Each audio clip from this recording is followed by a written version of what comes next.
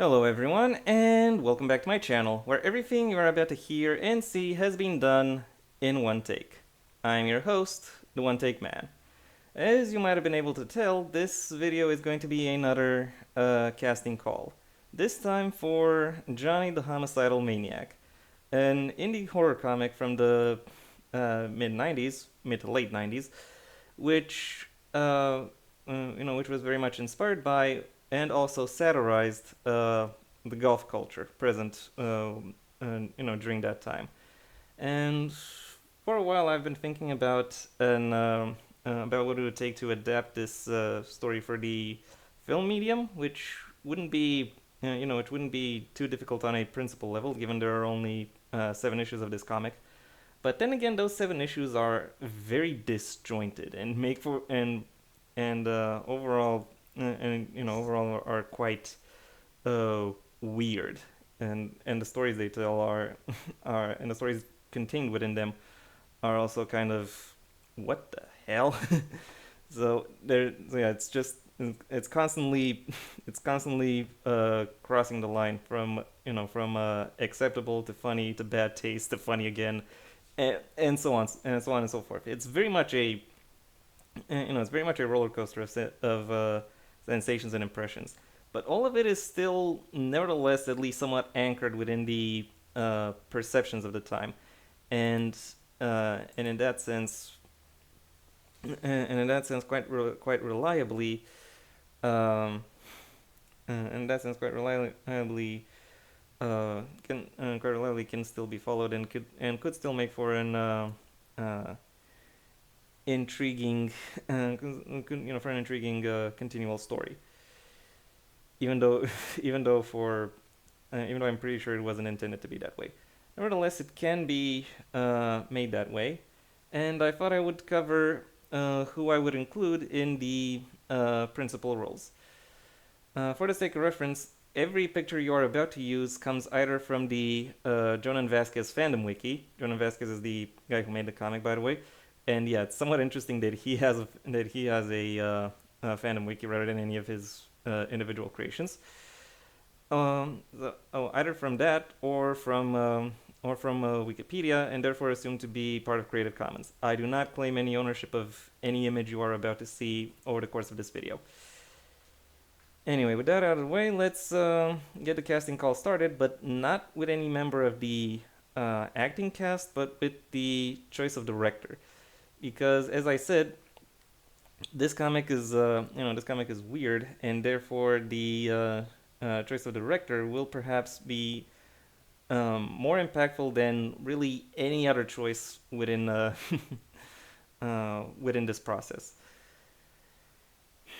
Because it really requires a specific kind of vision to put this to light.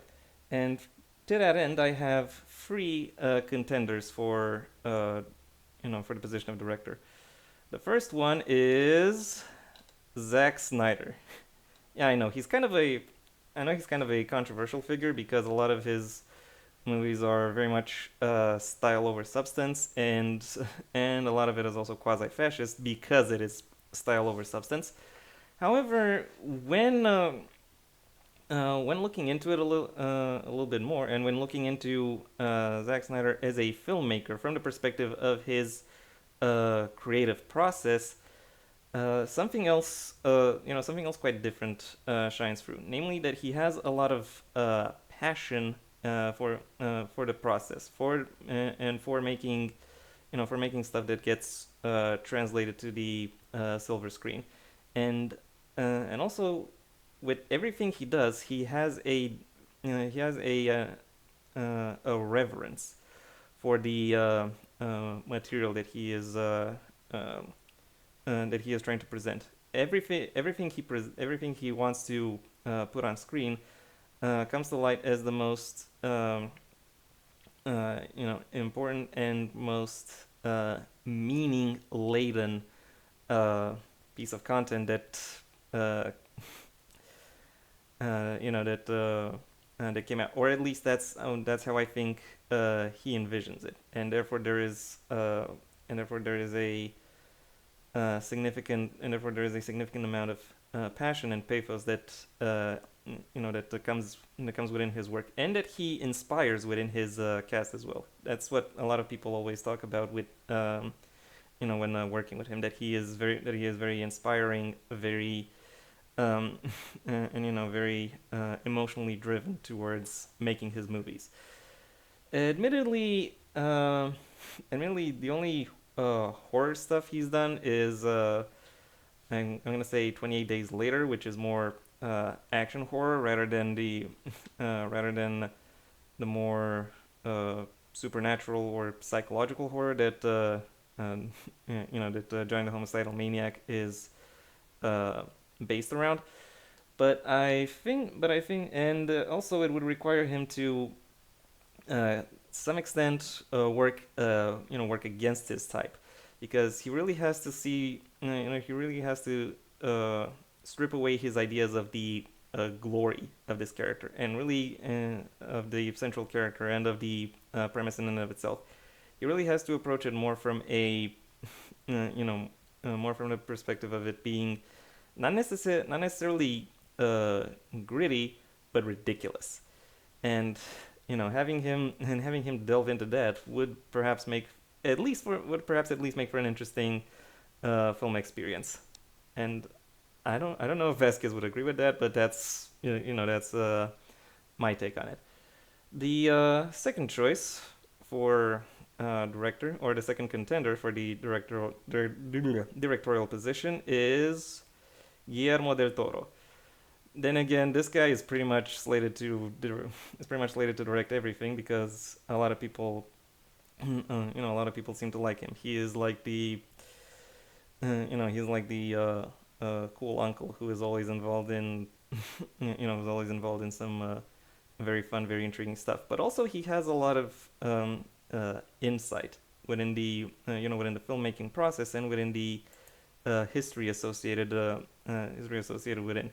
He is another very passionate filmmaker, and he is another figure who uh, who is very interested in utilizing the film language in order to tell a story.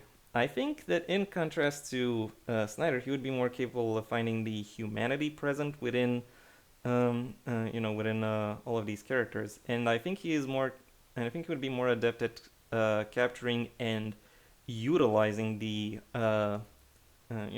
symbology and references present within this present within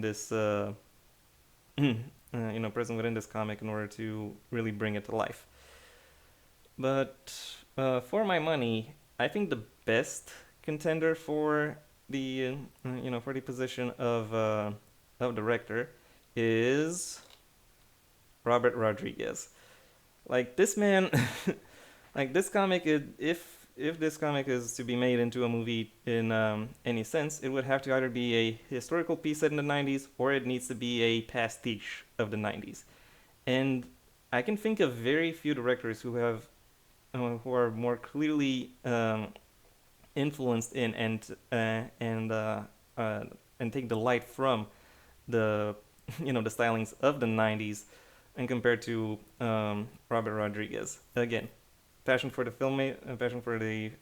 for filmmaking, for film language, and also he understands just how to make it fun, but also knows how to keep its emotional core. He has also delved into some into some stuff that is bloodier, more brutal. Think about From Dusk to Dawn Till Dawn, or Machete. And while not a lot of his stuff really covers any facets of abstract horror, I think he would be quite capable uh, moving in that direction as well. Think about how effectively he translated Sin City to uh, to the silver screen. If he does the same thing to if he gives Giant Homicidal Maniac the Sin City treatment, then then I can pretty safely say that uh, that this movie is going to be uh, outstanding.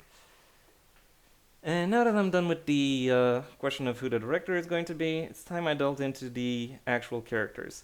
Note, I am not going to cast all the characters, merely the ones I think would be either um, the most interesting or the most likely to actually show up. Also, I'm not gonna cast any characters who I think uh, ought to be either portrayed or voiced by uh, by figures who are by figures who play other roles as well. So with that out of the way, it's time I start delving into the actual characters of the movie, starting with Edgar Vargas. Edgar Vargas is, as far as I'm aware, no, he's not the. Okay, I thought he was the only named victim of Johnny's, but in fact he is the first of Johnny's victims who also receives a name. But he is the only one who receives a full name. He is a deeply religious man who, even though has no fear of death, still has an aversion to death, uh, and also acts somewhat. Also, when confronted by Johnny, he acts somewhat in. He acts against the type that he. Against the type that Johnny himself assigned to him. So he really is more. The two really have a more thoughtful, more mature conversation that really ends up challenging Johnny's views on existence and religion, and that segment, while brief, is is widely considered among the highlights of the comic. So for that reason, Edgar Vargas very much has to be within this movie. And when it comes to who should portray him, I'm thinking that it should be someone who can who can believably sell the danger around him, while still coming across as cool, calm, and collected. Someone who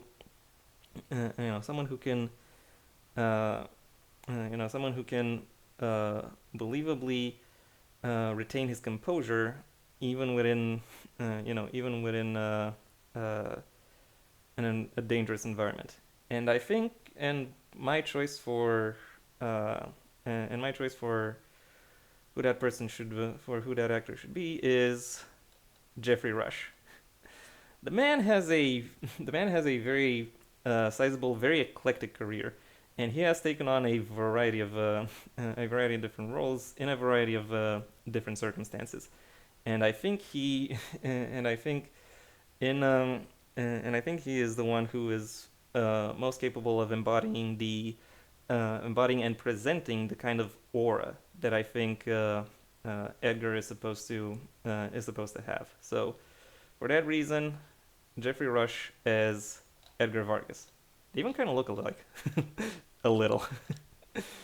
Okay, next up we've got God, because yeah, God actually shows up in Johnny the Homicidal Maniac, and the scene where he shows up is actually even briefer than the Edgar Vargas scene, and it can basically summed up, just as like this, because God is kind of a lazy slob in the comic. Just shows up to complain about, oh, I'm the creator of the universe, just let me sleep it off. Okay, I got nothing to answer for you. Just go away. I'm tired. I want to sleep. it's it's a very brief inclusion. It's a very brief scene, but I still find it somewhat funny. And I have to admit, I wouldn't normally consider casting him, but I have a great idea. I have a great idea for who should play him, and my idea is that he should be played by Richard Kind. Yeah, I'm sorry, Rick. I'm sorry, Rick, or Rich, or Richard, whatever you want to call yourself, or or however you wish to be referred. But I think you would just nail this character. You've Richard has been in the industry for has been in the industry for a while as well. And I have to admit, I primarily know him for for characters that are either cowardly or villainous, or cowardly villainous. And I think and I think and also he has that it factor. You look at him and and uh, and he is and he has that and he has that and he kind of has that kind of a slimy appeal, but he still nevertheless comes across um, as a little bit charming. And it really is that combination of appeal and appeal and uh, rejection that he exudes that I think would make God uh, come that much more to life. Also, come on, why wouldn't you want to have God on your resume? So yeah, for that reason, Richard Kind as God. Next up, we've got Krik, or at least that's how I think his name is supposed to be spoken, because it's pretty much spelled Krik, Krik, everywhere I see it. But the one motion comic I've seen of Johnny the Homicidal Maniac gives his name as Kirk. Whatever, I'm gonna go with Krik. And he is another one of Johnny's victims. As you can tell, he has actually been lobotomized by Johnny. Yet, in spite of that, his function seems to still be unimpeded. And he is, in many ways, the a uh, as far as human characters go, he is very much a complete monster. The kind of figure that makes the homicidal spree killer this comic is named after look good. Primarily because he is violent, he is misogynistic, he is egotistical, he is very much in love with his image and with the strength that he is capable of projecting outward. If this movie were made or suggested 15 years ago, then he is pretty much then Armie Hammer would pretty much be a shoe in for this guy. Instead, however, I have to think a little bit more creatively, and I found one character who I think can pull off a villain, even one who is as who is as revolting as Krik is supposed to be, and that is Christian Bale. Now, admittedly, when it comes to the ages of these characters, I can say that canonically Johnny is supposed to be 25, and there are many other figures who look like they should be within that same age range. And while I did look for, and while I did for the, for a lot of characters, uh, look for people look for people that are similarly aged. The various appearances are actually ambiguous enough to where anyone up to maybe even 60 could work. This is very much the case here with this casting, because Christian Bale still looks, still has a very youthful, very energetic appearance, but he has been able to play ragged, and he has been able to play, and he has played villains, and he is capable of projecting um, a meaningful sense of menace and maybe even visceral repulsion against other figures. And for that reason, I think he would be I think he would be a great choice to play Krik. So that's my choice. That's my choice in this case. Moving along, we've got Tess, another of Johnny's victims, one who is actually abducted alongside her boyfriend, and Johnny doesn't actually do anything to her, but she does torture her. Does torture her boyfriend, and torture her boyfriend while making her watch, because her boyfriend wronged him, and she just stood by and let it happen. So that's kind of his idea of karmic punishment. Nevertheless, in a later issue, she alongside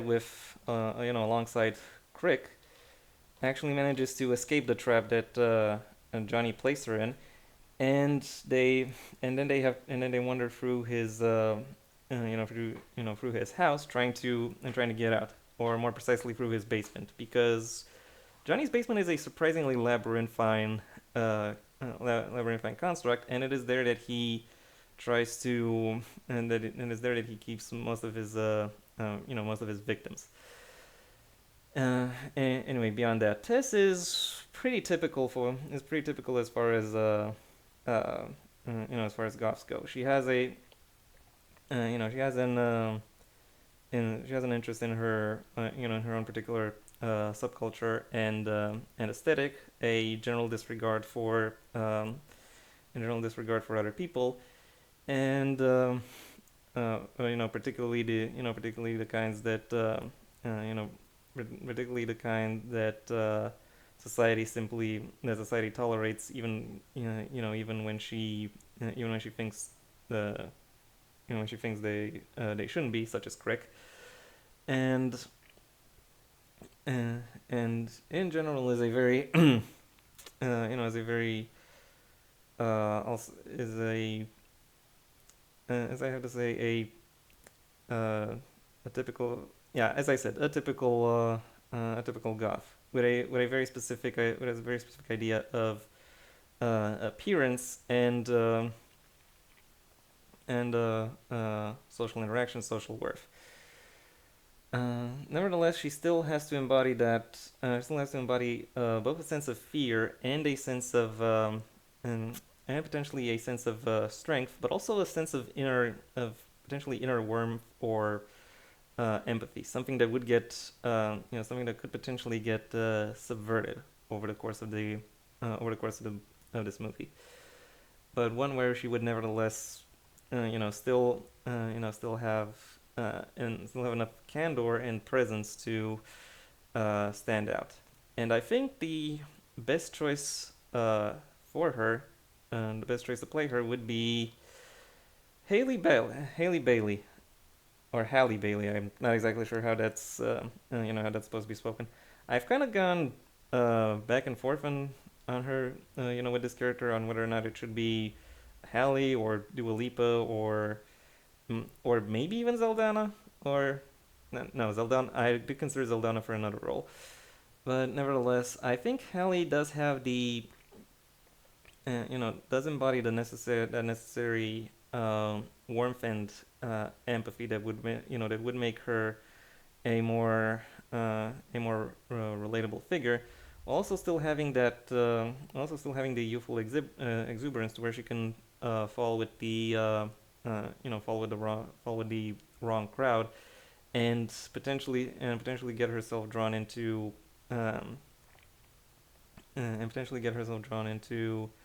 uh, poor company. Nevertheless, I still think she has that. She has that potential to make herself stand out, even within smaller roles such as this. And given she has already been the centerpiece of a larger franchise, I think she can handle this role. So, Tess, Halle Bailey. Next up, we've got Pillsbury Doughboy and Mr. F. These two are very much a package deal, and you can't have one without the other, because, as I've said, the horror of Johnny the Homicidal Maniac isn't just slasher or action. It's not about someone who just goes on killing sprees. It's also about the broken mental state of that figure. And in fact, for about half the comic run, one of the a recurring segment is about how Johnny wants to kill himself, or is thinking of attempting killing himself, and uh, and it is these characters who are interacting with him, either egging him on to actually do it, or to prevent him from doing it. Later on, we find out that over the course of the comic series, we find out that this is because they are not just manifestations of of Johnny's psyche, but they are also uh, manifestations or products of a Lovecraftian creature that that Johnny tries to appease by that Johnny tries to appease uh, with murder. And well, actually, it's not the murder itself that appeases the creature. It's something else. I won't go into that. Um, but still, it is these creatures that it is that appeasement that forms the interaction he has with these creatures. Pillsbury Doughboy is arguably the more psychotic of the two, and he's the one who constantly urges Johnny to kill himself because if Johnny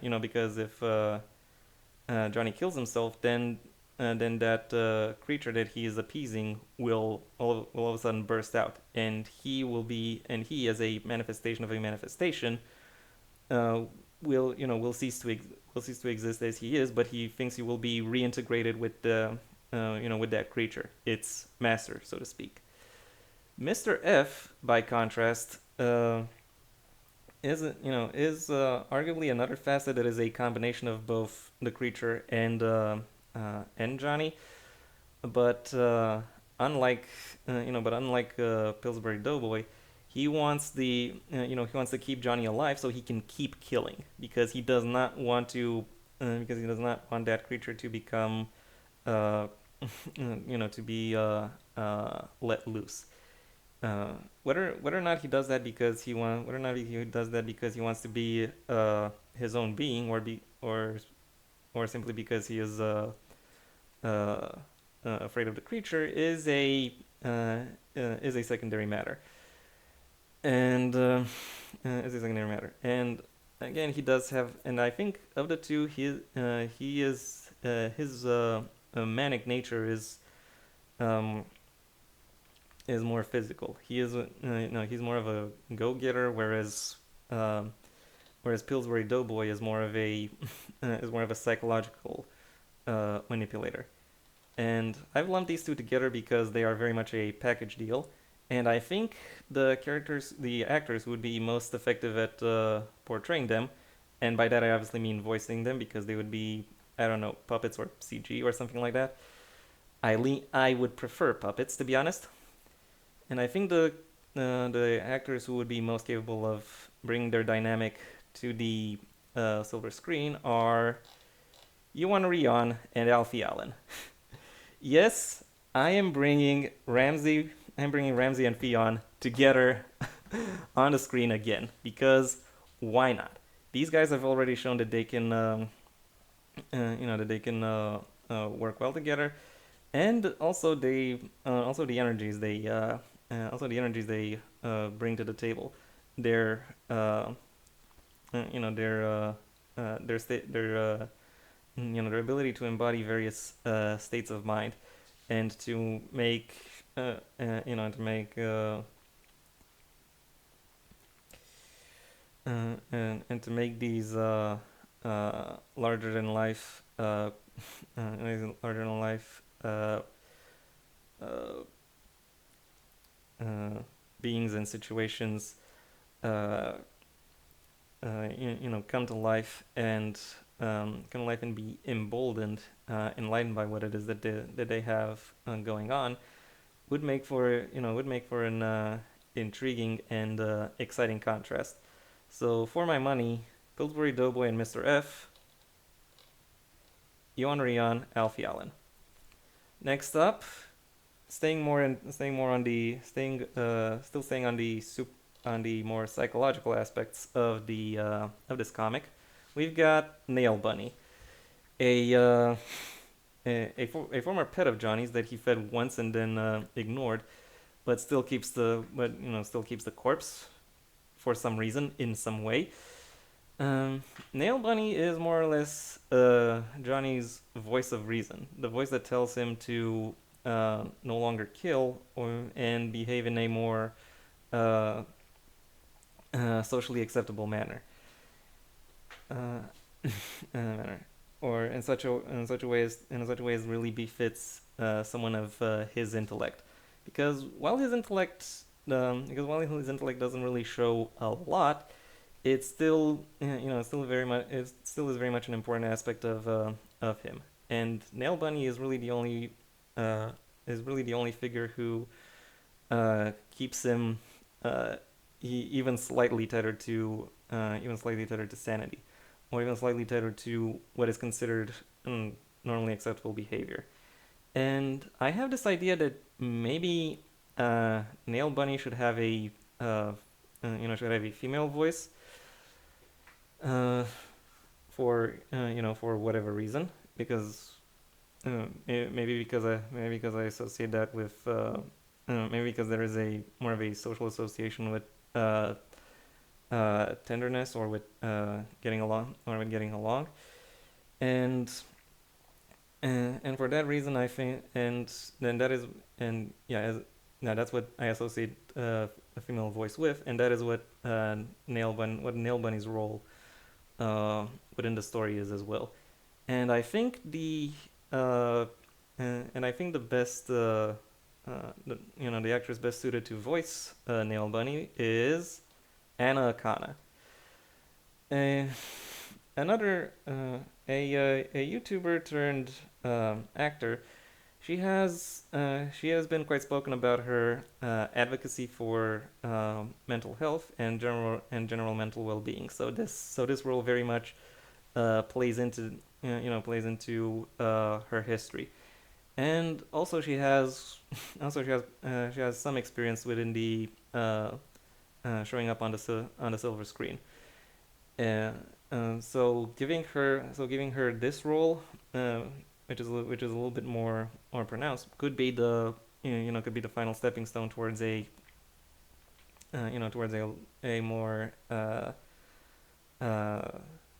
substantial performance. If I'm to be if I'm to be quite honest, so I don't necessarily set out for this to be her star making role, but I think it will nudge her in the I think it'll nudge her in the right direction. And I'm not just giving her the rub because I think she has what it takes to uh, make a character like this seem believable. To make a character like this seem believable and intriguing.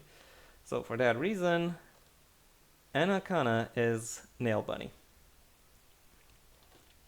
Next up, we've got Senor Diablo, or Mr. Satan, uh, as Johnny refers to him. Because yeah, Johnny actually dies over the course of this comic. Spoilers. And he goes both in heaven and meets God, and goes both in hell and meets Senor Diablo. And Senor Diablo is actually a really interesting presence within the comic, because uh, again he only shows up for like he only shows up for some brief scenes of one issue. However, his appearance, while while it doesn't have a lot of page time, carries a lot of gravitas and significance, as a lot of the mechanisms behind the supernatural aspects, as he's the one who explains the mechanisms behind the supernatural aspects of this world. And overall, he is portrayed, with a lot of gravitas and a lot of dignity. He is given he is to that extent given a sizable degree um, of importance and meaning within this setting. And when it comes to, and yeah, he's another character who would be voice acted. And when it comes to someone with the appropriate aura and gravitas to really sell a character such as this, there is really only one choice: Ron Perlman. The man, the man has been has taken on a lot of iconic voice roles. He has actually taken a lot of more innocuous roles and made them iconic. simply through his simply through his presence and through the aura that he is capable of generating. He commands a lot of respect in the industry, and he knows how to he knows how to uh, work that. Both within he knows to work that primarily as a primarily as an on-screen figure, primarily through the gravitas that he is able to inspire within the setting. And for that reason, I think he is the most apt casting choice for Senor Diablo. With that out of the way, it's time we talk about Devi. Devi, aka the one that got away, is actually a was actually a love interest for Johnny in an early part of the comic. However, because of the or because Johnny himself is an overly sensitive misanthrope who has who has pretty much every issue you can think of. He does not understand, and he does not want to uh, explore the feelings that the Devi awakens in him. And because of that, he actually tries to attack her, but she fights him off, and then becomes, and no, more or less becomes a shut-in, because who knows when he might come back. The two of them actually have a confrontation within the final issue, where even though he tries to apologize, she nevertheless rightfully uh, tells him off, and says that uh, and says that she stops caring about him, and that she no longer wants, and that she has and he has messed up enough of her life already. In a lot of ways, she is actually the most important character of this comic to actually get right, because she is the only one who actually has a uh, character arc in that sense. Very much final girl energy.